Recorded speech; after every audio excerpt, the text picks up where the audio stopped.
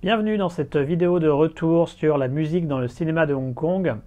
En même temps que je mets en ligne cette vidéo de retour, comme je le fais à chaque fois, ou quasiment à chaque fois, suivant les principales vidéos qui sont publiées sur la chaîne, il y a également y avoir une autre vidéo, une interview avec le compositeur Yusuke Atano, qui est un compositeur d'origine japonaise mais qui travaille dans l'industrie cinématographique hongkongaise depuis maintenant près de 10 ans et qui explique qu'est-ce que c'est que d'être un compositeur aujourd'hui dans le cinéma de Hong Kong.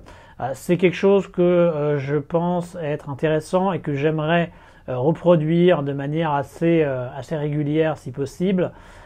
Évidemment, je ne vous cache pas que pour avoir la possibilité d'avoir régulièrement comme ça des interviews de personnalités de l'industrie cinématographique hongkongaise, mais également potentiellement d'autres industries cinématographiques à travers l'Asie, il faudrait que la chaîne monte en puissance.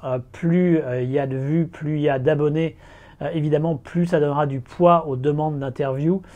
Donc n'hésitez pas à soutenir la chaîne, à partager des vidéos, à en parler autour de vous de manière à ce que celle-ci puisse augmenter en taille et potentiellement pouvoir offrir des interviews comme ça de manière assez régulière. Dans le même ordre d'idée, j'avais dit dans une précédente vidéo que j'éviterais de faire ce genre de demande trop souvent, donc je ne l'ai pas fait depuis longtemps. Là, je me dis que c'est peut-être l'occasion de la refaire également. Je ne vous cache pas que faire ce type de travail, faire des interviews, ça demande du temps, ça demande beaucoup de temps. En gros, si je prends vraiment tout ce que j'ai fait pour l'interview avec Yusuke Atano, du début jusqu'à la fin, j'en ai quand même pour plusieurs jours de travail. Donc n'hésitez pas, si vous appréciez également d'avoir ce type de programme et pour les autres vidéos que je vous propose de manière assez régulière sur la chaîne, à soutenir la chaîne financièrement si vous le souhaitez. Je vous rappelle qu'il existe un Utip, je vous rappelle qu'il existe un Tipeee. Donc encore une fois, si vous aimez ce qui est fait, si vous appréciez la régularité des vidéos proposées et leur contenu, n'hésitez pas à soutenir la chaîne également financièrement si vous le souhaitez. Voilà, donc de temps en temps je fais une petite piqûre de rappel, mais comme je n'aime pas trop faire ça, je garderai ça quand même à un rythme minimal. Voilà, donc ça c'est pour l'introduction. J'espère en tout cas que vous apprécierez l'interview de Yusuke. Je pense qu'il y a plein d'informations très intéressantes et ça donne une autre perspective par rapport à ce que c'est maintenant de travailler dans l'industrie cinématographique hongkongaise comparé à la période qu'on aime tous, la période des années 80-90 ou même les périodes encore antérieures. Maintenant, je passe plus directement aux commentaires et aux observations qui ont été faites par rapport à la vidéo elle-même. Une de ces observations, elle vient de Jean-Noël, salut Jean-Noël, qui indique qu'il y avait peut-être moyen de faire carrément un livre entier sur le sujet et qu'il n'aurait pas été surpris de me voir le faire. Je suis d'accord avec lui, évidemment. Je pense qu'il y a largement matière à faire un bouquin entier sur le sujet. Par contre, je ne pense pas que ce sera moi qui vais le faire. Pour plusieurs raisons. La première déjà, c'est que même si j'ai un intérêt prononcé pour la musique de film et que je pense que la musique dans les films est quelque chose qui est bien trop sous-estimé, je ne suis pas certain d'avoir les connaissances musicales suffisamment solides pour pouvoir écrire quelque chose d'aussi fouillé que le sujet le mériterait. Donc potentiellement, je crois qu'il y a d'autres personnes qui seraient peut-être plus à même que moi de décrire quelque chose de vraiment intéressant sur ce sujet. Un autre élément qui fait que je ne m'attellerai pas à un tel travail, c'est que malheureusement, le cinéma hongkongais de base, c'est une niche. Et si on part dans la musique du cinéma hongkongais, c'est la niche de chez niche. Donc travailler sur un livre, pour moi en tout cas, travailler sur un livre, ça prend entre 1 à 3 ans. J'avoue que je ne suis pas prêt à m'atteler à un travail de cette envergure, à passer 1, 2, 3 ans sur l'écriture d'un tel livre pour au final avoir peut-être 100, 200, allez, 300 ventes. Ce serait déjà bien quelque part, mais je ne suis pas prêt à passer autant de temps pour être dans un registre vraiment aussi spécifique. Mais en tout cas, je serais très heureux si quelqu'un avait le courage de le faire et si quelqu'un se sent capable, bah, qu'il n'hésite pas à s'y mettre. Moi, en tout cas, j'en ferai la publicité avec grand plaisir sur la chaîne. D'ailleurs, en parlant de livres sur la musique hongkongaise, c'est également l'occasion de vous annoncer que aux éditions GOP, donc l'éditeur qui avait publié Police et qui publie toujours Police versus Syndicat du crime, il va sortir normalement ce mois-ci ou le mois prochain un livre consacré à la cantopop.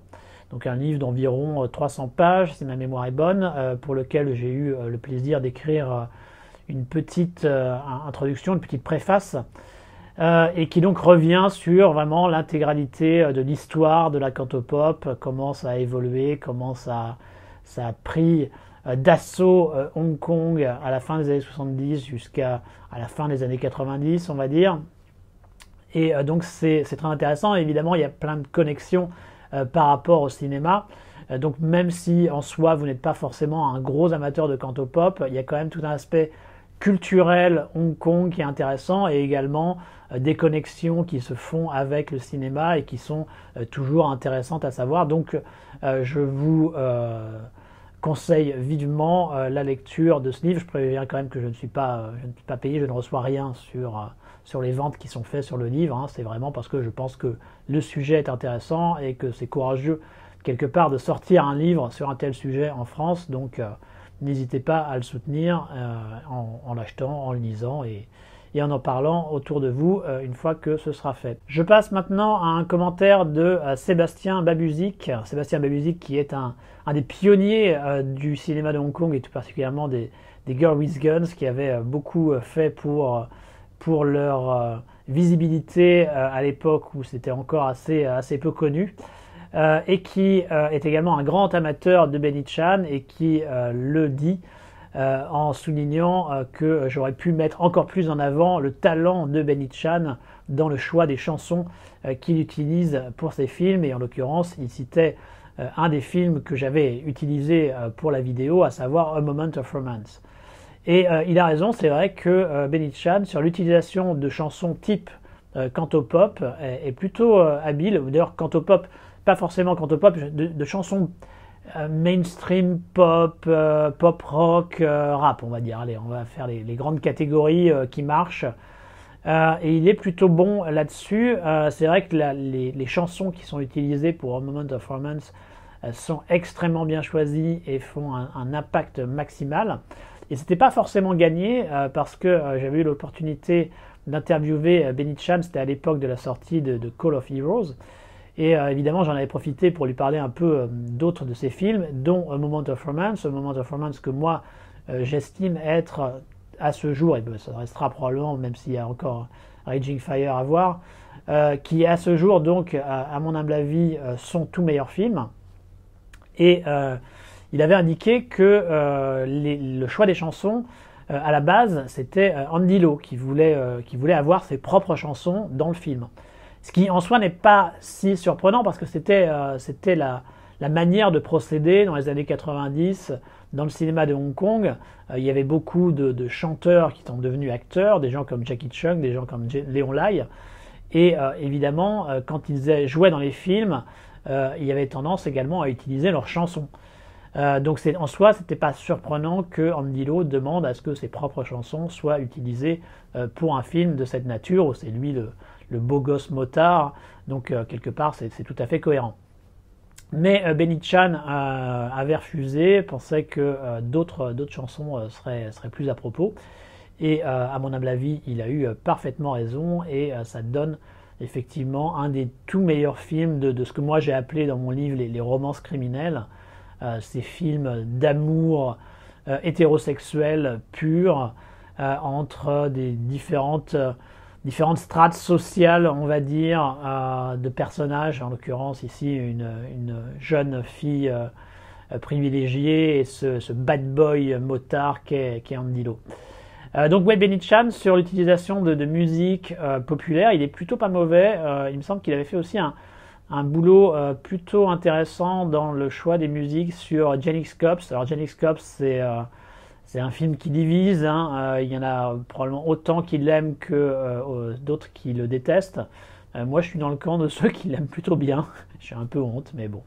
Oui, oui, j'aime bien Phoenix Cops. Et j'aimais assez également les musiques. Il me semble qu'il y avait un peu de LMF, qui est un groupe de rap avec de nombreux membres, dont Sam Lee.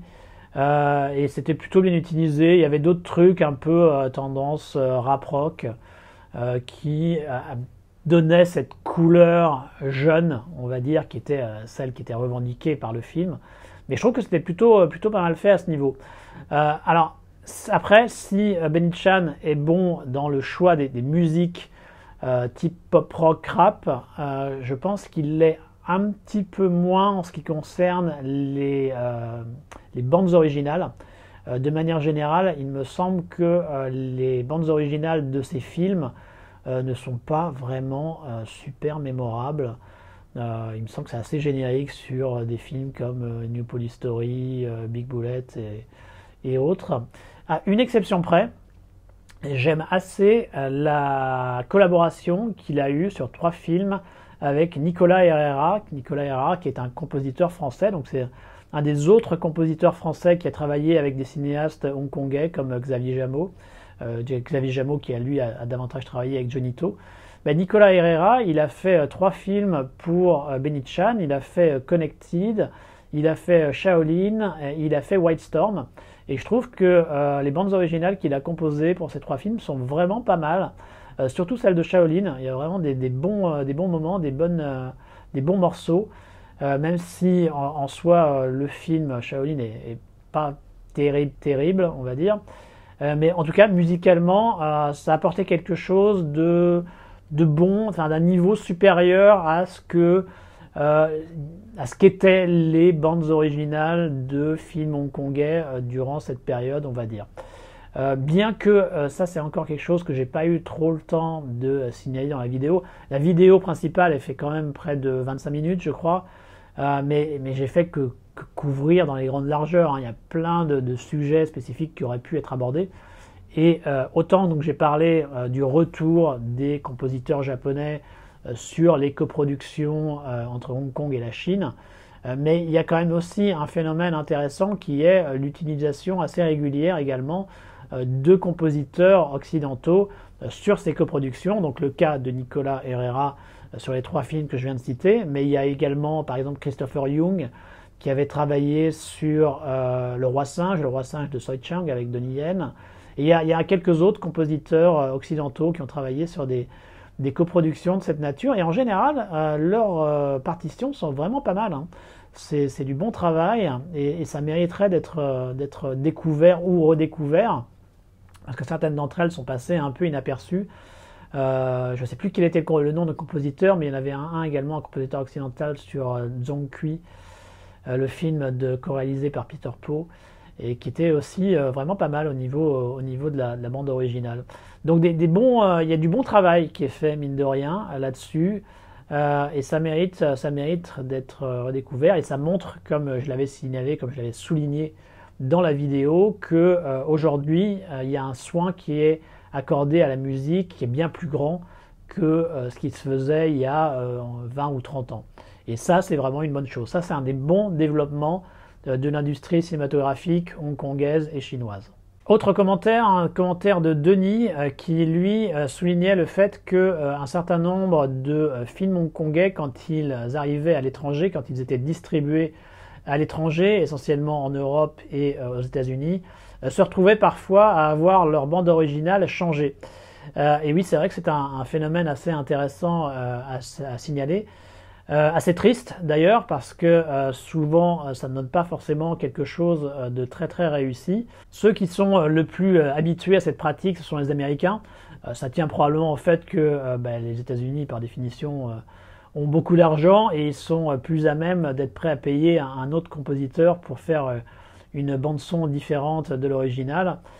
Et donc ça a donné des résultats inégaux, on va dire. Il me semble par exemple que la musique du Marin des mers de Chine avait été totalement modifiée pour la sortie américaine sous la bannière de Miramax.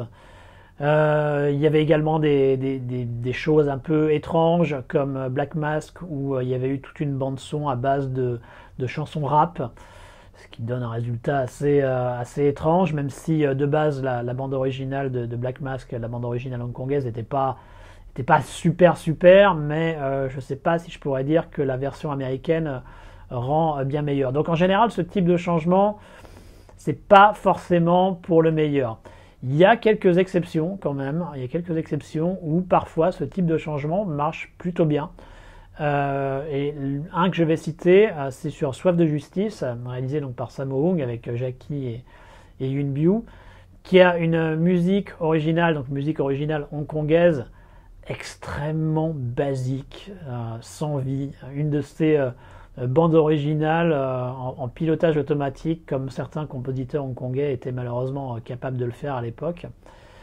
Et pour la sortie occidentale, donc aux États-Unis et en Europe, la bande son a été changée. Ça a été un compositeur américain, je crois, qui en a composé une nouvelle et qui est beaucoup plus disco. Et je trouve que ça marche bien mieux, tout particulièrement sur les combats. Peut-être parce qu'il a essayé de capter le même rythme des chorégraphies et il a essayé de le mettre dans sa musique. En tout cas, c'est l'impression que ça me donne. Et donc, ça marche beaucoup mieux que la bande-son originale. Ça donne le rythme qu'il y a besoin pour la chorégraphie et donc ça marche vraiment bien. Ça fait partie de ces rares cas où une de ces musiques changées pour la distribution internationale est finalement plus efficace que la bande-son originale. Et ça, c'est quand même un point qui est important aussi à souligner, c'est que dans les films d'action hongkongais, et tout particulièrement ceux qui ont des combats à main nue, les chorégraphies à la hongkongaise, elles sont vraiment basées sur un rythme. C'est comme de la comédie musicale. Il y a un rythme à suivre dans les chorégraphies et c'est vraiment très important que la musique soit dans le même rythme que le combat qui est présenté. Et ça, c'est un des problèmes que j'ai, par exemple, moi, avec la production de Luc Besson, Kiss of the Dragon, le baiser mortel du dragon. Dans le combat final, dans le commissariat, avec les deux frères, dont un joué par Cyril Raffaelli, contre Jet Li, il y a un espèce de morceau rap qui est là pendant le fight, et je trouve que le rythme de ce morceau ne correspond pas du tout avec le rythme de la chorégraphie, et je trouve que ça aboutit à un décalage qui tire la scène malheureusement vers le bas. Je ne suis pas forcément contre des morceaux de rap par essence, mais le plus important, c'est que la musique, quelle que soit la musique, rap, rock, pop, whatever, il faut qu'elle corresponde au rythme de la séquence. Et malheureusement, il semblerait que beaucoup de réalisateurs, producteurs, monteurs, je ne sais pas exactement qui fait le choix à ce niveau, ne voient pas ça, ou n'y pensent pas, ou ne le réalisent pas, ou aient d'autres considérations. Il y a des considérations marketing également par rapport à ça. Et au final, donc, ils préfèrent mettre des musiques qui ne correspondent pas forcément au niveau rythme. Et je trouve que c'est vraiment dommage. C'est un tel plaisir d'avoir une séquence d'action bien chorégraphiée avec une musique qui correspond au rythme de la séquence. C'est vraiment super et c'est quelque chose qui malheureusement n'est pas aussi souvent présent que ce qu'on pourrait espérer. Maintenant, je passe à une question de Nekoala qui s'interroge par rapport à qu'est-ce qu'il en est de ces musiques empruntées, les musiques qui ont été volées par des compositeurs ou des monteurs peu scrupuleux, tout particulièrement durant les années 70 et encore un peu dans les années 80-90. Donc qu'est-ce qu'il en est une fois que ça a été révélé, une fois que ça a été identifié? Visiblement, il n'y a pas vraiment de politique unifiée là-dessus, c'est en fonction des producteurs et des distributeurs. Par exemple, la Celestial, donc qui est la société fondée par la Shaw Brothers au moment où ils ont ressorti tout leur catalogue en DVD et VCD, ils ont évidemment été conscients de ce problème puisqu'un certain nombre de bandes originales de la Shaw Brothers empruntaient très largement à certaines musiques essentiellement venant d'Europe et des États-Unis. Et donc ils ont effectivement, dans certains cas, corrigé le tir et mis d'autres musiques à la place, donc des musiques qui ont été spécialement composées pour ces ressorties, afin d'éviter le problème du copyright et afin d'éviter d'être potentiellement poursuivi par les ayants droit des musiques qui avaient été empruntées. Alors il y a deux problèmes par rapport à ça, c'est que si vous avez connu la sortie originale, ça va en général vous poser un problème parce que mine de rien la musique fait partie essentielle du film que vous avez vu et que vous avez aimé, et avoir une autre musique, ça donne pas le même effet. Donc ça peut être un vrai problème en tant que spectateur. Alors heureusement, on va dire, dans le cas de la Shaw Brothers, mine de rien, ces films ils n'étaient pas ressortis depuis quasiment 15 ans, ou alors ils circulaient quasiment sous le manteau sur des VHS pirates d'une qualité assez médiocre, par définition. Moi, c'est comme ça que j'avais pu voir à l'époque certains des Shaw Brothers à la fin des années 90. Et donc ça fait qu'au final, il y a finalement assez peu de personnes qui ont vu ces films avec leur vraie bande originale, et qui donc par conséquent vont avoir un problème quand ils vont revoir les films avec ces nouvelles bandes originales. Et c'est un peu également aussi le deuxième point problématique, c'est que souvent ces nouvelles compositions sont inférieures à ce qui était la composition volée. Donc même si on ne connaît pas la version originale telle qu'elle avait été projetée au cinéma à l'époque, on n'aura pas forcément le même impact en voyant cette version nouvelle parce que la composition est nettement plus faiblarde. Et il faut reconnaître quand même que en général, ces emprunts, ils marchent. C'est ça qui est marrant et qui est intéressant, c'est que finalement, alors que c'est des compositions qui n'étaient pas du tout faites pour les scènes, pour les films dans lesquels elles sont utilisées à Hong Kong, au final, ça marche du tonnerre de Dieu, souvent. C'est vraiment un effet parfait pour les films qui sont utilisés. Alors pas tout le temps, mais souvent. Souvent, ça marche vraiment bien. Et donc c'est vrai que c'est problématique. Il y a un certain nombre de films comme ça qui s'échangent. Par exemple, il y a certains Jackie Chan, les Jackie Chan de la seasonale, les films type le Snake in the Gold Shadow, Drunken Master, le Maître chinois et je ne sais plus quoi, quel titre français débile pour l'autre, qui ont eu des musiques différentes, surtout les musiques d'ouverture de mémoire, parce que c'était du Jean-Michel Jarre, parce qu'il y avait des musiques volées, et qu'ils ont ressorti un peu plus tard avec d'autres musiques spécialement composées pour l'occasion. Et ça fait que chez les collectionneurs, les versions avec les vraies musiques volées d'origine s'échangent sous le manteau, parce que c'est vrai que ça marche mieux comme ça. Donc c'est assez compliqué. Idéalement, évidemment, ce qu'il faudrait, c'est que les producteurs qui avaient volé ces bandes originales acceptent de payer les ayants droit pour ces compositions. Voilà, ce serait ça la solution la meilleure. Après, d'un point de vue économique, ça peut parfois être problématique parce qu'évidemment, ils ont volé en général des trucs assez prestigieux. Quand on vole du John Williams, quand on vole du James Bond, du John Barry sur les James Bond, évidemment, ça va avoir un coût quand même assez important et ça peut être effectivement un problème pour des petites boîtes de production. Donc, en tout cas, pour répondre à la question, comme j'ai dit, pas de solution uniforme. C'est vraiment producteur par producteur et certains continuent à garder certaines de ces partitions volées si c'est suffisamment discret. Donc ça dépend. Il n'y a pas visiblement de scénario idéal dans ce cas de figure. Un commentaire également de Daniel qui souligne que le générique de La Fureur de vaincre, composé par Joseph Koo, ressemble beaucoup à celui de la série télé L'Homme de Fer qui avait été produite un petit peu plus tôt. Je pense qu'effectivement c'est vrai, oui, il y a des points communs dans la composition. Après, au moins, Joseph Koo a quand même eu le bon goût de ne pas reprendre le truc tel quel et de le mettre avec 2-3 petites variations. Enfin, il y a un vrai quand même travail autour pour faire quelque chose de nouveau. Alors c'est très très inspiré, très directement inspiré, on va dire. Voire quelques accords un peu repris, oui, mais il a quand même essayé de composer quelque chose de différent. Donc je ne classerai pas quand même le générique de La Fureur de vaincre comme un emprunt, comme une musique volée à l'homme de fer, parce qu'il y a quand même eu un travail de réappropriation et d'inspiration qui, quelque part, est plus normal. Après tout, c'est vrai que les compositeurs, souvent, s'inspirent de ce qui se fait autour d'eux, d'autres compositions.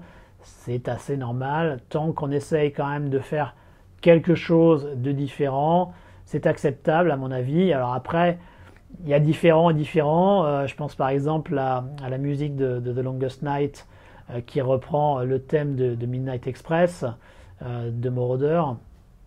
Là, pour moi, c'est un peu plus problématique parce qu'on voit bien que c'est Moroder, même si Raymond Wong, il me semble, c'est le compositeur, a essayé de faire quelque chose d'à la fois différent et proche. On est quand même davantage sur le côté proche, on est vraiment davantage sur la copie, hélas, que la réinterprétation et l'inspiration. Et ça donne pas forcément, encore une fois, un résultat tout à fait satisfaisant, parce que je pense que si quelqu'un s'amuse à faire un fan edit de Longest Night en mettant le thème de Midnight Express de Moroder directement dans la bande son à la place de celui de Raymond Wong, ben, je suis à peu près certain que ça marcherait mieux. Donc quelque part, c'est un petit peu triste que Johnny To n'ait pas pu directement payer les droits de ce thème et l'intégrer directement dans le film. Après, c'est peut-être également lié à la méthode du theme tracking dont je parle un petit peu avec Yusuke Atano dans son interview. Pour ceux qui ne le savent pas, le theme tracking, c'est au moment du montage, afin d'avoir à peu près l'effet voulu tel que ce sera à la fin. Les monteurs et les réalisateurs utilisent un certain nombre de musiques préexistantes qu'ils utilisent donc pendant le montage afin d'avoir une idée si la scène marche. Et ces musiques, en général, ils les puisent dans des musiques, dans des compositions de films connus, voire toute autre musique. Ça peut être des musiques pop, ça peut être des musiques rock, ça peut être n'importe quel type de musique. Et généralement, ce qui arrive, c'est que vu que le film a été monté sur ces musiques temporaires qui ne sont pas destinées à être la musique proprement dit du film, mais juste à donner la couleur musicale souhaitée, et bien souvent les réalisateurs tombent amoureux de ces emprunts, de ces bandes originales ou musique pop rock qui ont été utilisées durant le processus de montage, et ils demandent à leur nouveau compositeur de faire quelque chose exactement dans le même genre. Et ceux-ci se retrouvent à devoir copier plus ou moins fidèlement les musiques qui avaient été utilisées durant cette période de time tracking. Et je pense que c'est peut-être ce qui a pu arriver ici sur The Longest Night, que durant le montage, c'était bien la musique de Midnight Express qui avait été utilisée, et que on a dit à Raymond Wong, voilà Raymond, tu as 2-3 semaines maintenant pour me faire une musique dans ce style-là. Et le résultat, donc on a quelque chose qui est une imitation plus ou moins inspirée, à mon avis c'est moins inspiré que plus, de Midnight Express, et c'est un petit peu dommage. Mais bon, voilà, ça fait partie des difficultés de l'industrie du cinéma de manière générale, hein. On retrouve ce type de problématique également à Hollywood ou en Europe, mais c'est vrai que c'est particulièrement prononcé à Hong Kong. Et enfin, pour conclure cette vidéo, j'avais une question de Geronimo qui me demandait simplement quelles étaient mes musiques originales préférées de films de Hong Kong. Donc je vais en citer quelques-unes ici, il y en a beaucoup hein, en fait. J'aime énormément plein de musiques qui ont été faites par le duo James Wong Choi Ark, enfin, donc sur les films de Choi Ark en tant que réalisateur et en tant que producteur, et dont la partition a été écrite par James Wong, souvent en collaboration avec son partenaire Romeo Diaz.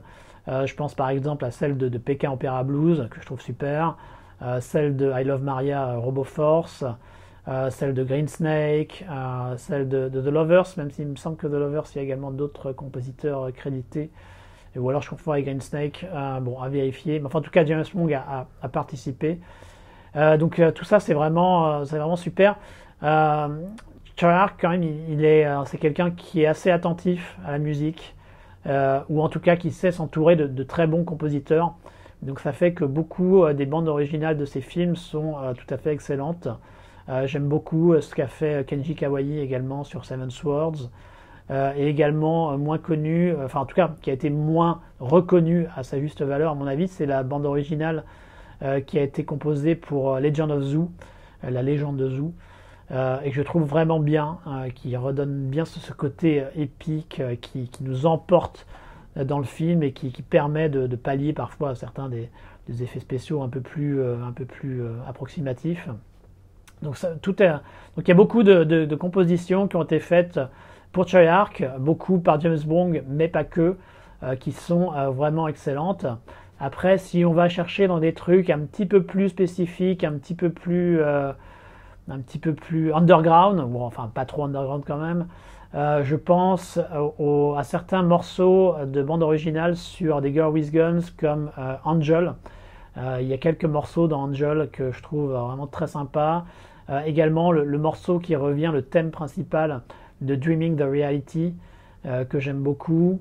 Il y a également un thème qui revient énormément dans Lethal Angels, réalisé par notre ami Godfrey Ho, un espèce de thème d'action qui est très sympa, alors qui probablement, je suis pas certain qu'il ait été composé spécifiquement pour ce film, parce qu'après il a été réutilisé dans d'autres films également, donc c'est peut-être une musique qui a été achetée à un de ces compagnies de ce qu'on appelle les Cannes Music, ou des musiques toutes faites, et que voilà, qui après il a recyclé dans un certain nombre de films. Enfin, en tout cas, ça marche vraiment bien et je trouve que c'est une composition plutôt réussie. Et plus récemment, il y avait des trucs assez sympas, je trouve, dans SPL et Flashpoint, tout particulièrement en ce qui concerne les séquences d'action, la musique qui avait été composée pour le combat dans la ruelle avec Wu Jing, Store the Sun, il me semble, le titre du morceau, est vraiment bien. De même, le morceau lors du combat entre Donnie et Nising dans le final de Flashpoint est vraiment bien sympa. Il y a un côté là où vraiment la rythmique correspond au combat. Et c'est ce que je disais un peu plus tôt, c'est que voilà, quand on réussit à avoir un combat très réussi, comme c'est le cas de Flashpoint, avec la musique qui correspond, et ben ça décuple l'effet et ça donne des séquences ultra mémorables et qui rentrent au panthéon du cinéma tout court, pas juste du cinéma de Hong Kong. Donc encore une fois, je ne peux que insister sur l'importance de la musique dans le cinéma de Hong Kong, oui bien sûr, mais également dans le cinéma de manière générale. Et j'espère que la vidéo que j'avais faite et que cette vidéo va vous aider à apprécier encore davantage cette facette du travail de la création des films, et peut-être que vous y ferez davantage attention dans le futur et que vous apprécierez donc tous les talents qui sont impliqués derrière la caméra pour réussir à donner cette coloration musicale et à décupler les effets d'un film à travers la musique. Donc voilà pour cette petite vidéo de retour. Moi je vous retrouve très bientôt dans une des autres vidéos, que ce soit un hors-série type rétrospective ou une prochaine vidéo de retour. Et je vous dis donc à très bientôt.